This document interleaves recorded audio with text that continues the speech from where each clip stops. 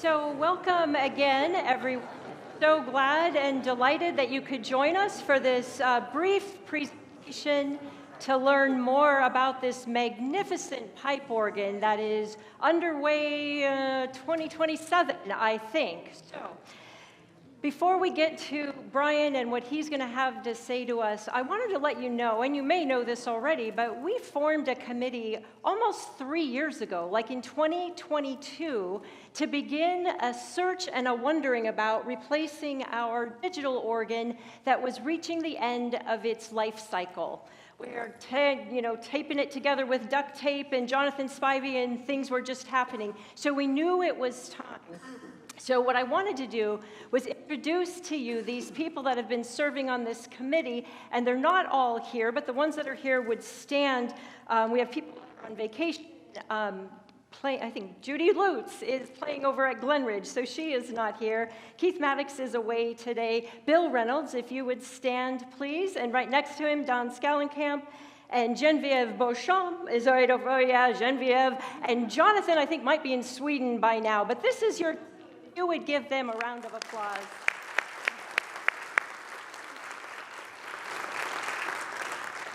So when this committee was formed, I understand they just imagined that they would be looking for another digital organ to replace our digital organ. That was sort of what they thought, and then our acoustic engineer, who we needed to bring in for this space, said, "Drink bigger." My darn mic, I'm sorry. I can't look to the right, no offense. Seems to cut out when I look that way. Dream bigger. You'll never know what God might have in store for you. So they dreamed bigger. They went and saw many, many organs. They looked at digital. They looked at pipe. They began this big, intensive search. And at the end of all of that, they came back to session and unanimously, which doesn't happen that often, wanted to recommend to us, the session and the congregation, this Schoenstien organ that is just magnificent. So session heard it all, and I'm going to tell you, I thought, there's no way, but I read the testimonials of these people that I love and trust, and I'm like, they know something that I don't know, because I am not a musician, and that it was just blew me away, blew everyone away on the session, and we're like, we're there. Okay, so it's a little bit of a problem because a pipe organ is quite an investment in our future. And then you know what God did? God did what God does when he planted a seed in the hearts of our dear friends, Ken and Joanne Johns, who love God, who love this church, and who love music. And because of this most generous legacy gift, we are going to have an unbelievable space to worship God for generations and generations. And I'd like to invite Ken and Joanne to come forward.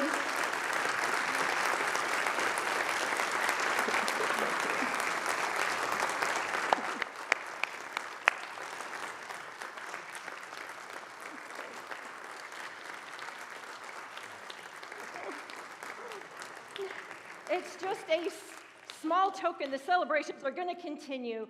These guys have been members at least 35 years, and I know Ken played in our orchestra, plays clarinet, and they have loved music and loved this place, and the way God moved in your hearts, generations and generations. Thank you so much. You're more than welcome. Are we blessed to be able to do that? Thank you very much. Thank you. Thank you. You can have a seat. Yeah. Thank you. Yes, of course. Okay, so, sorry, I need the stuff for Brian. I'm sorry, I don't have that memorized.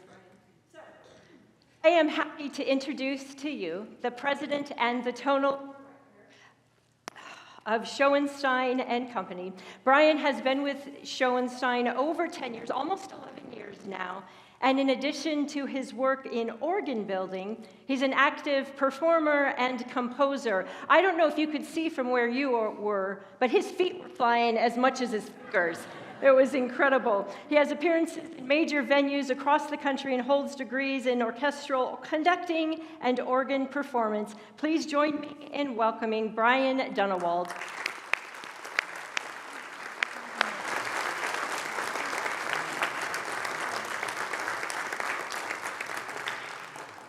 Thank you. It's great to be with you, Church of the Palms. And it's a rare treat to come back to a church like yours with new eyes. It's a little bit like moving into a new home. You know, you have the tour with the realtor, and then you go back once you've bought it. And I say that because you'll see this becomes our second home while we put in the organ. We'll get to know many of you, all the staff, whether you like us or not. It'll be a great time. And you know, organs are, as you can tell here, and we'll show you some pictures too, organs are very complicated machines. And the life of an organist is a constant struggle to get past the machinery and make some music. That's really the goal, and it's not very easy.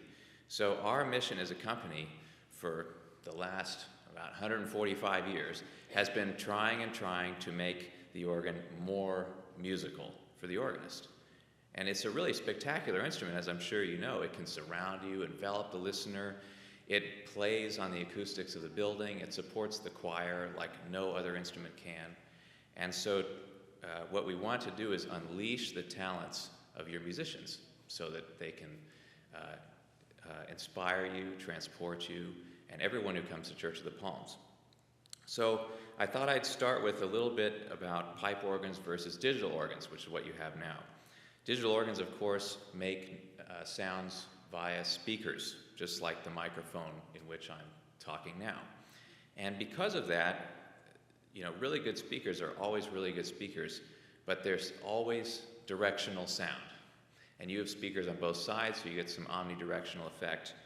Pipe organs, because of the way they make sound through lots and lots of pipes that speak into a chamber and then out into the room, have the effect of coming from all around you. And so designed right, they're really supportive, especially for congregational singing, also for the choir. And they're also much more complicated and take more to maintain. Now that you've signed a contract, I can tell you that. But in truth, there are three things that we say an organ really must have if it's going to be new. It's got to be beautiful, useful, and serviceable. And these three things, if an organ has this, that organ will be less likely to be replaced in 60 years when work needs to be done on it. Most of our clients are churches that paid a lot of money back in around 1965 to 1975 for a pipe organ. And then the organ falls into disrepair, and it's time to fix it. But they might not like the way it sounds. It might not serve the needs of the church. That's a common one. It might play recital repertoire beautifully, but can't lead a hymn. And it might be nearly impossible to fix. So we try and avoid repeating history by ensuring that the organ meets all three of those criteria. So the first is beautiful sound. And the way we make sound in the organ is through pipes. I brought two of them, thanks to our friends at the Transportation Security Administration. And organ pipes are made of metal or wood. Here's a wood one. And they come in four families that represent essentially four ensembles within the orchestra that is the organ. There's the diapasons, which sound like singers and like the organ itself, strings, flutes, and reeds, which cover clarinets and oboes over to brass and trumpets, things like that. So this is a flute pipe. It does make noise. Oh, amplified, it's really something, huh? Anyway, this is the flute pipe, and you can hear how round and wide the tone is. That's typical of that. This is, I would say, one of the smaller pipes in the organ. This is one of the smallest pipes in the organ. It's about the size of a pencil. Yeah, doesn't that sound great? This one's not going in your organ, but even if it were, it's part of a larger ensemble sound, right? Just like an orchestra, you have one piccolo and a bunch of violins. So here's your one piccolo, okay? And the pipes We can get into the physics if there's no quick Q&A questions. But essentially, pipes make sound by vibrating either a wind stream here in the mouth or a brass reed, sort of like a harmonium or an old home organ. And that sound is amplified on the pipe. Your organ will have approximately 1,800 of these pipes. And they'll range from about the height of the floor to the bottom of those windows to this pencil. And every time you play a key on the organ, it's playing at least one pipe. There are 61 keys, so you need one pipe for each key. And then for every instrument in the organ's orchestra, you need another set of 61 pipes. So pretty soon, it's easy to get to 1,800. The Church of the Palms organ will be installed in these chambers, which your architect nicely prepared for you back in 1993. Normally, it's a battle to get room for the new pipe organ. And luckily, it was already here, ready to go. It'll be in 4 chambers there. Some of the chambers will have expression shades on them. Usually a question that comes up is, how does the organist control the volume? They can do so by the number of pipes playing. That's sort of like orchestrating a symphony orchestra piece. Add more violins, it gets louder.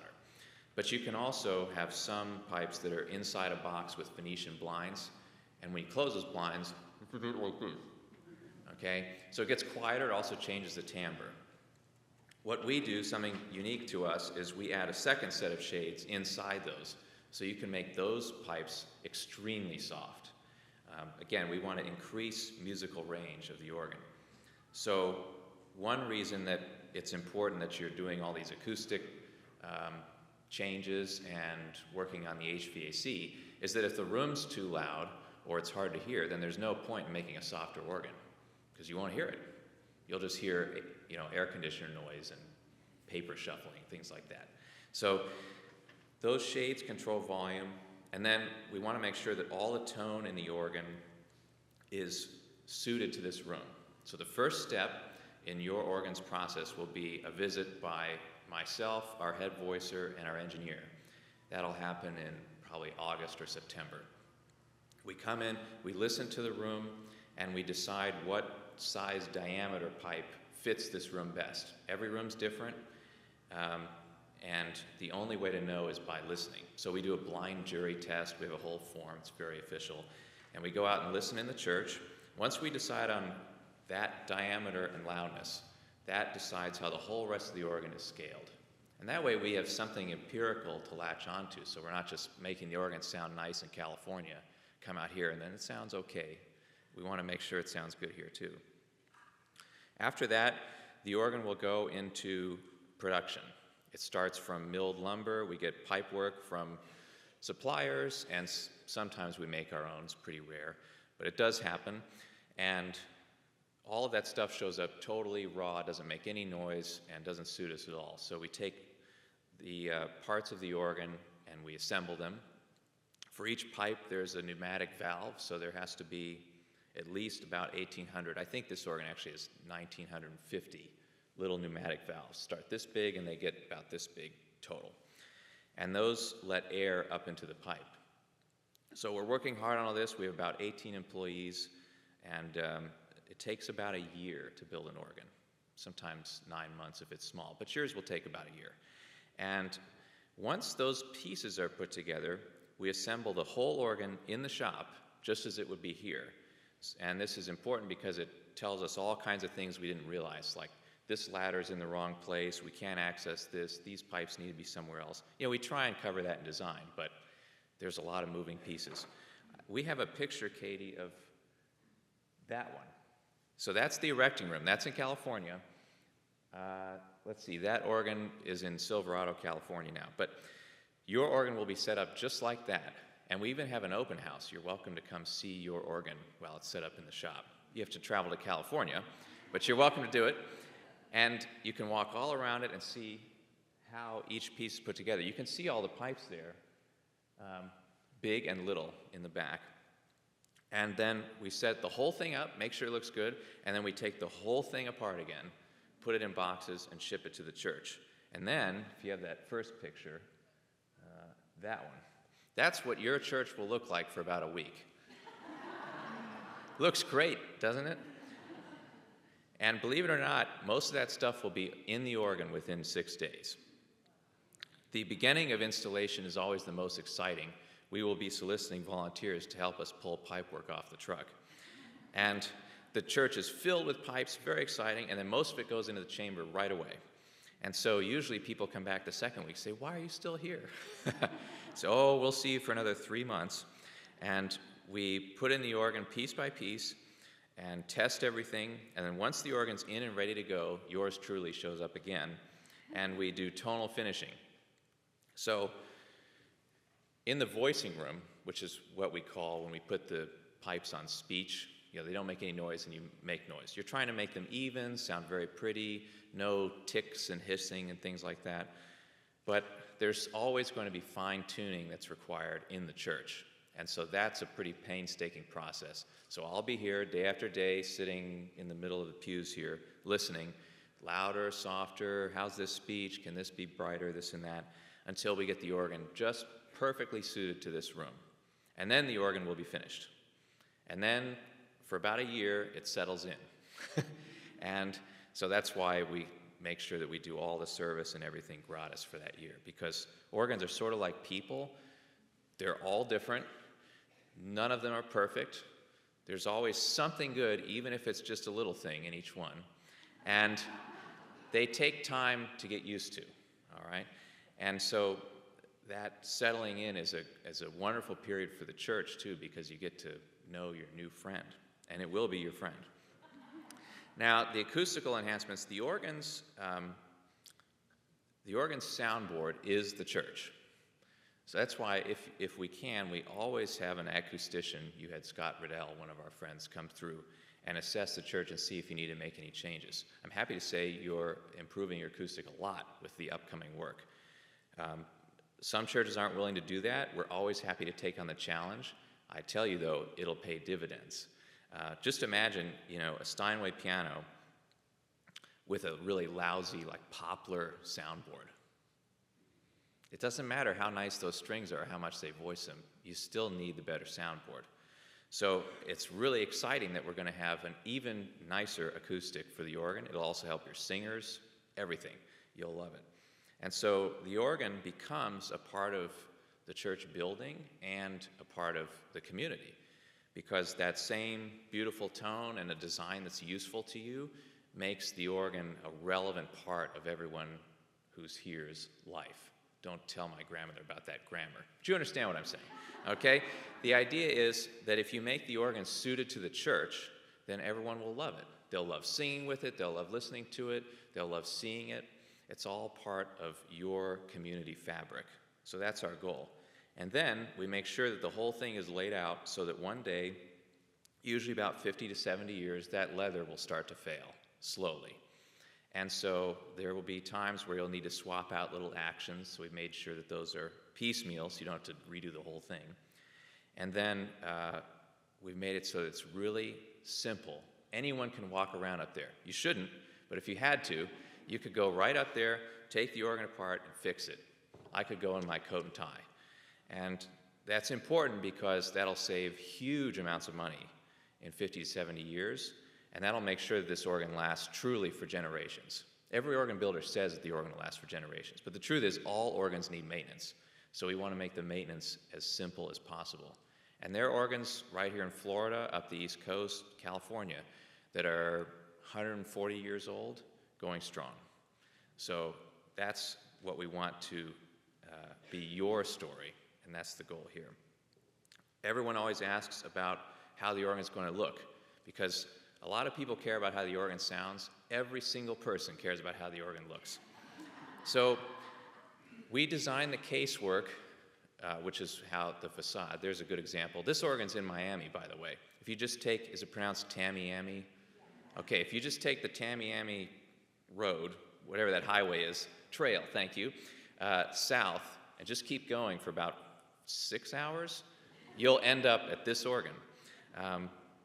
Every organ's case is designed to fit into the building. We want to make it look like it's been there from the beginning, which, believe it or not, you would think, oh, a building from 1993, no problem. That's actually harder than some other ones. So we have especially recently, but we like to employ liturgical architects to design the case, because it's a high-skill job. So we'll have our case designer work with your people to create a design that you think is just perfect for Church of the Palms. It fits right in, it's not offensive, whatever your criteria are. Some people want big, bold cases, others want subtlety. I think the latter for you. Hope I'm not speaking out of turn. But anyway, whatever you decide, we work on it that way. And this is really great that your committee and musicians were able to embrace this, because it means that they were selecting an organ based on the sound, not on the look. Very, very easy to get a drawing and say, oh, that one looks perfect. And then you get an organ that looks great and sounds okay. So we make sure that we start the other direction. Okay, what else? I'm running out of time. Oh, well, just the last thing, this is a really healthy, great church, I can tell. It reminds me of my home Presbyterian church in California, which is a compliment for whoever's listening from LPC. And you have great music, great people. It's clearly a happy, healthy culture. And so that's exactly what makes us feel good about building an organ, because it's only going to bring people together and enhance your music program. And my hope is that I can come play that same piece in 2027, and you can say, I think I remember that back 2 years ago. And it'll uplift you and support you even more than it did today. So I'll open the floor to questions. We have 9 minutes.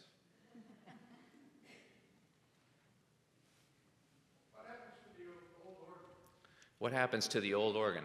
It's all up to you, so I don't have the answer. Do you know, Genevieve, what's happening to the old organ? Not yet. Okay, so we'll see. It's a lot of speakers in there, so not sure anybody wants that in their homes, but yes, I've seen organs on Marketplace and ways to, offer, you can get them to different churches. And I wouldn't feel bad, the old organ, a lot of churches have a really painful experience. They might have had an organ for 80 years that they're getting rid of. They say, what's going to happen to this? And sadly, there's not a lot of places buying used organs. Yours will have a bigger market, I think, because it's digital, believe it or not. It's more likely to find a home. And either way, just like Marie Kondo, you thank it for its service. This organ brought a lot of joy to people for decades, and we should appreciate it. So that's that. Will we be able to see the pipes, or will they be behind those? You will be able to see the pipes, yep. Not all of them, but some of them. When you install the organ, will this be like a construction site for a couple of months, or? Yeah, it'll be a construction site, heavy duty, for 1 week, and then it'll look like a minor construction site for about a month and a half. And then it'll look done, but we're working on the stuff on the inside. And can I add, part of this is the sanctuary renovation that we will be doing with the flooring and the pews, which will start the day after Easter this upcoming year, so that we can make all of the which have needed to be made in this space, quite frankly. I don't know if you've looked at the carpet lately, but there's been other upgrades that we have been needing to do in a building that's 30 years well-loved. So that will happen, and we will have the opportunity to dance with the Spirit in the Palm Center for worship for the summer, next summer. We'll see you next summer, but more to that is to come. But this piece of it isn't as disruptive as what we're going to do to you beforehand. It's true, and that's why if you choose, you'll be able to have church every Sunday while the organ's going, and you won't be able to hear the new organ, but it'll be going in. The only thing that we advise against are weddings, because generally people don't like scaffolding in their pictures. Where is your company located in California? What city? Sure, it's in Benicia, California, which is northeast of San Francisco. We were in San Francisco from 1877 until 2004, and we had employees commuting 2.5 hours, and we thought, and we needed more room because the business was expanding, so now we have a nice big facility in Benicia. Here's a question.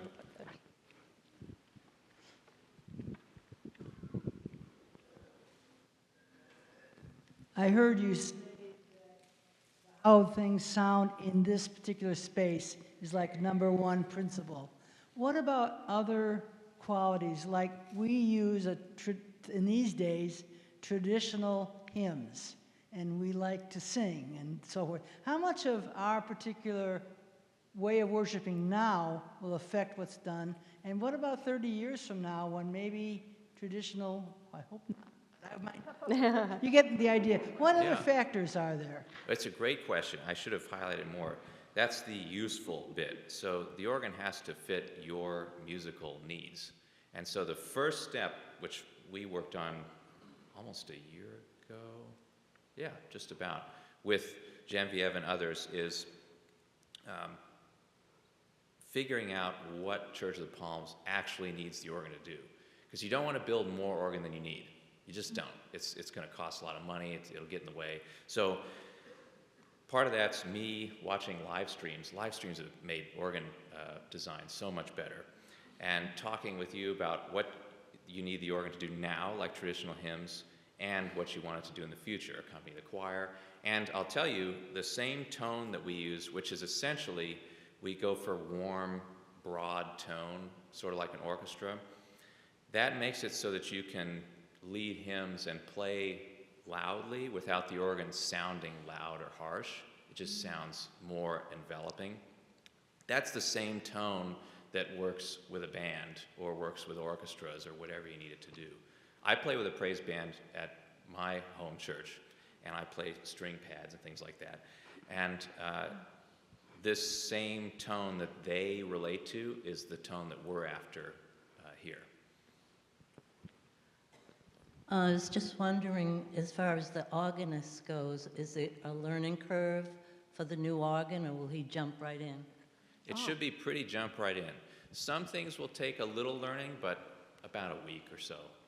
This organ's pretty complicated, so it's not like Jonathan's jumping from this teeny little organ to something much bigger. Yeah. What's the total amount, number of pipes that will be installed? It's around 1,800. I should have gotten you an exact count. If I remember right, it's 1,890 some.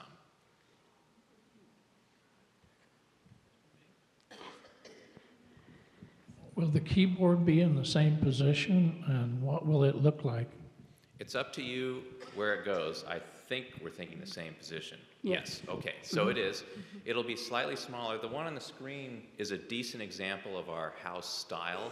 The stain will be matched to whatever you decide. We can work with the architects. Usually we try and match it to furniture that's already here. And then we use, it's hard to see in this picture, I should have sent you a different one.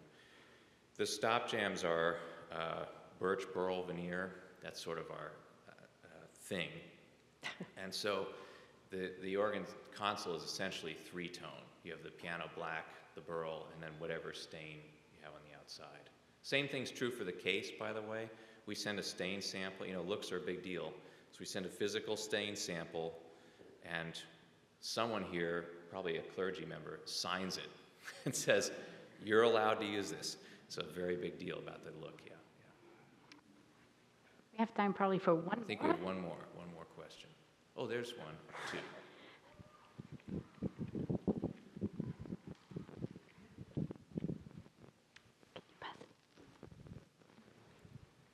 Are the pipes going to be wood or metal, or a combination?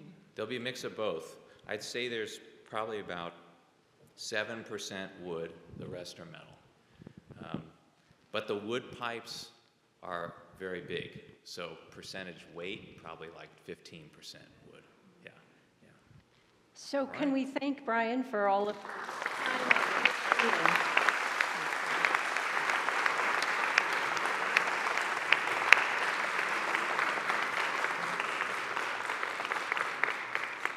Friends, we are indeed in a sacred space. We give you thanks for the generosity of your people, for the generosity of the Johns, and for those who are yet to come forward as we begin this beautiful renovation of a space that we love, a space that we use to come closer to you. We pray, O God, for all of the people who are involved each step of the way, that you continue to lead us forward, and that we, your people, grow in number as we worship you.